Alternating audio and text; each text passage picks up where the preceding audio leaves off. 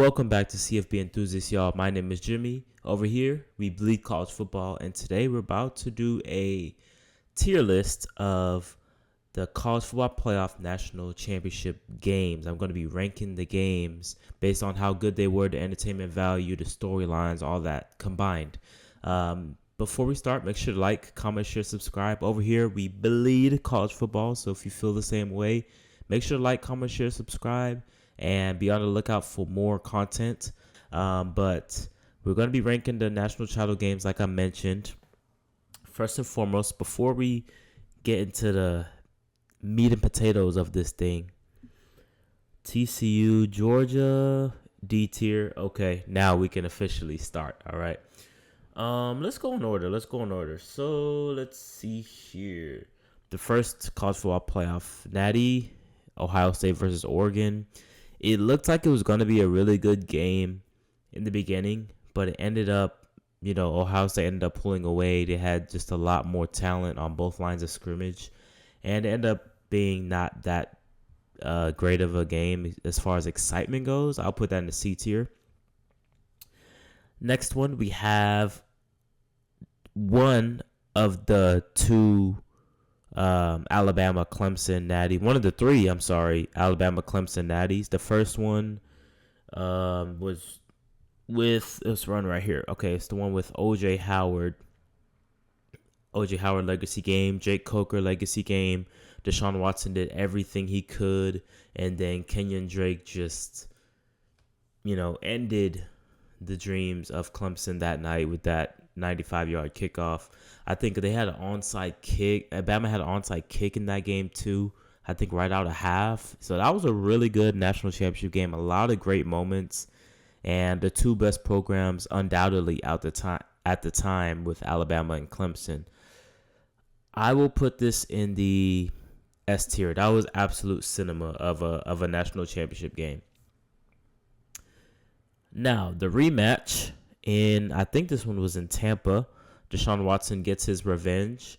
The Hunter Renfrow. I don't remember many plays from this game specifically. I remember more plays from the first matchup, honestly. I remember the helicopter play where Watson's running and then he jumps up and he gets blasted by some linebacker. And then I remember Jalen Hurts' 30-yard run. I remember O.J. Howard was going off again in this game. It looked like he was going to be a hero once again. And then, obviously, that final drive from Clemson. That was a really good national championship. Came down to the last play, so I got to put that in S tier as well. Next up, we have Georgia and Alabama. This was the one where, Bama loses to Clemson. Come back the next year. They're in the national championship again. They're struggling. Georgia's dominating at the moment. Simmons was not offsides. And then, boom, Tua comes in and saves the day after he even struggles in his first series or two. I remember he made one play where he scrambled and he ran, and I was like, oh, okay. Gave me that Russell Wilson vibe. And then from there, that game was just great. I think he threw 3-4 touchdowns. And then, obviously, in overtime, the Devontae Smith play. I will put that one in the S tier as well. That was a really good national championship.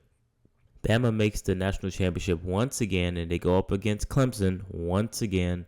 But this one, I think, didn't Tua throw a pick on, the third play of the game. He threw a pick six. And I think the very next play later, he came back to a bomb to, I think it was Jerry Jeudy. And I thought, okay, here we go. Alabama, Clemson, cinema once again. And then from there, Clemson just dominated. Alabama's defense wasn't as vaunted as they were in the previous years. And true freshmen, Trevor Lawrence and ETN and all those guys. And the Justin Ross game, remember? That was the game where, oh my God, Justin Ross. He's making one-handed catches. He's making all these Alabama guys miss. And I think he made 2 one-handed catches there. But at the end of the day, Clemson pulled away in this game. But the Justin Ross experience alone in that national championship game puts it in the C tier for me, at least. Next up, we have LSU Clemson. Now, we thought this one was going to be a really good one as well after, the first couple drives. I think didn't Clemson go up 10-0? I think we forget that. I think Clemson went up 17-7 earlier on in the game. And then from there, LSU's offense started clicking. Remember, this one was in New Orleans, so it was right in their own backyard. And they became a buzzsaw for 2.5 quarters of that game. I'll put this one in the B tier. That was a okay national championship. Now, the COVID national championship, Ohio State and Alabama, the Devontae Smith experience. That was one of the craziest clinics I've ever seen a receiver put on tape. Pairing that with one of the craziest clinics I've seen from a play caller and Steve Sarkisian. The play calling that night from Steve Sarkisian was absolute mastery. If you go back and watch, yes, Devontae Smith was special, but Steve Sarkisian was awesome in that national championship game. Like, he has Tough Borland out there guarding Devontae Smith somehow. He draws that mismatch. He's bringing orbit motion. He's using Devontae Smith orbit motion at the goal line. Insane stuff. But Justin Fields and Ohio State just didn't have enough. Just from the Devontae Smith experience alone, I'll put that in the C tier. Next up, we have Alabama and Georgia, the one in Indy where Georgia conquers the Crimson Tide, like Chris Fowler said famously. It's one of my favorite calls. Just that moment alone just has chills running down my spine. Just because, you have all these years, Kirby Smart feels like he can't beat Saban. That national championship came so close. A couple other games where they played each other came so close. And this time they match up. It's a close game again. Alabama's undermanned. They don't have Jamison Williams, who got hurt. They don't have Mechie, who got hurt. Bryce Young just doing it.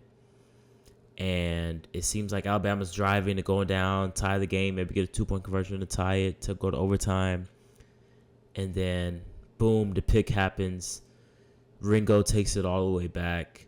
And then, as Chris Fowler saying, Georgia's going to conquer the Crimson Tide, you just see Kirby Smart helping up Bryce Young in a great sportsmanship type of moment. But that moment, like, all together was beautiful. Kirby conquering Nick Saban, in the biggest stage. So that was awesome. That alone, I'll put that national championship at an A. I don't remember much else from that national championship as far as like big moments and big plays, but I remember that moment and that was all I needed. Next up, we have Michigan and Washington. Now, this one we thought was going to be really good because it was a couple of contrasting styles. Washington is going to throw the ball 40-plus times, 35, 40-plus times with Michael Penix and those three receivers. They had Dillon Johnson, yes, but, there is primarily going to be Rome Odunze and McMillan and Polk. And you had Westover at tight end doing damage against a vaunted Michigan defense that was held by led by Will Johnson, Mikey Sanderstill, guys like that, Rod Moore, elite defensive team that on the offensive side, they're going to run the ball like hell with Donovan Edwards and Blake Corum at the time. I think they had a game earlier that year against Penn State where they ran the ball 32 straight times. Like, they did not care. But contrasting styles, Michigan was way too much for Wisconsin, Washington, and it wasn't that memorable of a championship game. You had the Donovan Edwards experience early on, but other than that, I felt bad for Penix. He couldn't do shit against that Michigan defense. So it wasn't terrible, but it wasn't too eventful. So I will put that one into C tier. Last one, most recent, we have Ohio State and Notre Dame. And this was an interesting one because you had Notre Dame who came out and they had they walked them down on that first drive. I think it was like, what was it, like 17, 18 plays, took 10 minutes off the clock. Riley Leonard has like 6-7 carries on that drive alone. It was insane. And then they punched it in, and Ohio State didn't touch the ball until there was like, 4 minutes left in the first quarter. It was crazy. I thought it was like, okay, if Notre Dame can keep it like this, then they're in for a really, good game, gives themselves a chance. But Ohio State became a little bit too much down the stretch, second, third quarter. Notre Dame had that fumble. Remember, I think it was Ibuka who tried to fight for extra yards on an explosive play, and that kind of turned the momentum. All of a sudden, they get a touchdown. I think they get another touchdown, and it's, whoa. What was a 3-4 score game was 31-23 with a couple minutes remaining, right? And then, boom, the Jeremiah Smith play on third down, which, if Notre Dame would have held there, they would have definitely got the ball back and had a shot to go and win the game. But we're going to put this national championship in the B tier. Ended up being a pretty interesting national championship game. Could have been a little bit better, though. Damn, is it going to move over? There we go. But, yeah. Y'all let me know what y'all think about this tier list. We got a couple S's in there. We have an A. We have a couple B's, a few C's, and then the D, which no other game is going to be as bad as that, of course. So y'all let me know down below what y'all think. And if y'all like more videos like this, let me know. And that way I can do it. I will also link this tier list. I actually made it myself. I'll link it down below if y'all want to create your own tier of these national championships in the CFP era. So y'all go ahead and do that. But this is Jimmy with CFB Enthusiasts, and I'm out. Peace.